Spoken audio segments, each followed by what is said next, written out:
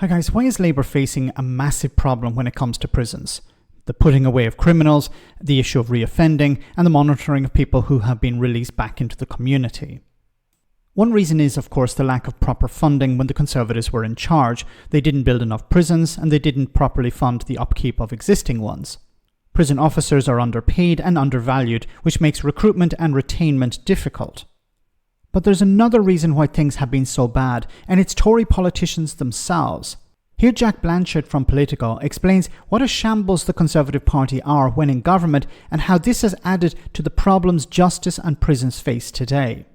It's worth just thinking about quite how Britain got to this point and why this crisis exists, because Labour is going to come up against some of the same issues that the Conservatives did. The handling of the Prisons Department and justice more generally has been fairly catastrophic over recent years, as discussed. One of the reasons is there has been an extraordinarily high turnover of justice secretaries. I was just looking back at the list of them, Sam, since Chris Grayling was in charge, and he's probably in his own category of why the justice system is a catastrophe, generally remembered as one of the least effective or at least most catastrophic ministers of recent times.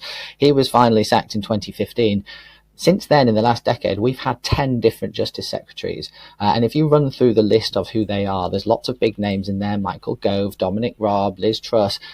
People like this did that job, all of them for about a year, and then went on to bigger jobs in cabinet. It's been treated as a sort of stepping stone department by minister after minister after minister on their way up the greasy pole, which means no one's really ever had a chance to try and get a grip of the policy of this. Prime Minister after Prime Minister finds it far easier just to say, yep, we're going to be tough on crime. Yep, we're going to have longer sentences for X, Y, and Z.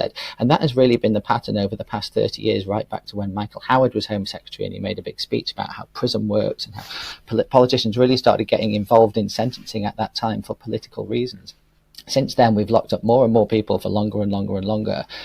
But the other policy problem is what we haven't done is built enough prisons to actually cope with that huge increase in demand led by politicians. And that's because our planning laws make it really hard to build big prisons because nobody actually wants to live next door to a big prison. So while the public is out there going, yeah, lock them up. Oh, but obviously don't lock them up in a big prison right next to my house. They're not here. Just lock them up somewhere else. And so we have this eternal ongoing problem. It's so true because, once again, the NIMBYism is a massive problem. But I want to focus more on the politicians here. So you had two main problems here. You had politicians saying what we need to do is we need to deal with crime, we need to deal with the cause of crime, we need to lock up more people. And ministers would use that department, the Justice Department, as was pointed out here, as a stepping stone to something better. So you had people in that position who were not really interested in actually dealing with the problems that the justice system has to deal with. For example, a lack of prison places or crumbling prisons. So justice secretaries were not interested in putting in the extra effort to resolve the problems because they knew that, well, this is just a stepping stone to something better.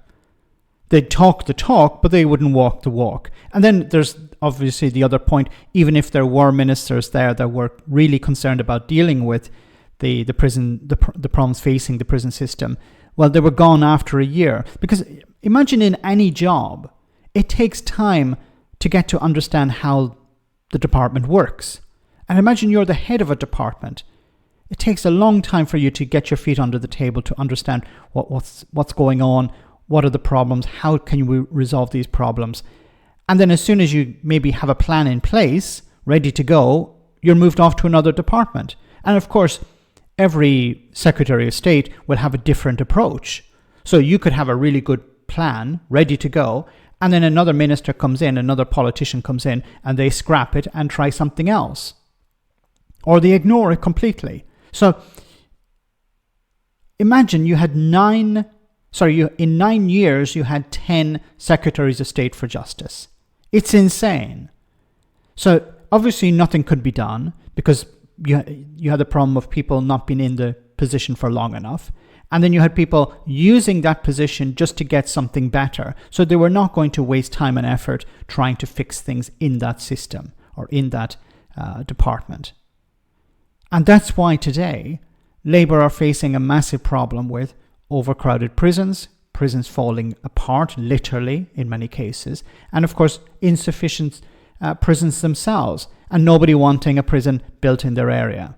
So the Conservatives are in a sort of comfortable position now, because they will say, we need to build more prisons. We need to build more prisons. Why aren't you building more prisons? But knowing that nobody wants a prison built in their area, and they know that voters want more prisons built, but not, of course, next door to them.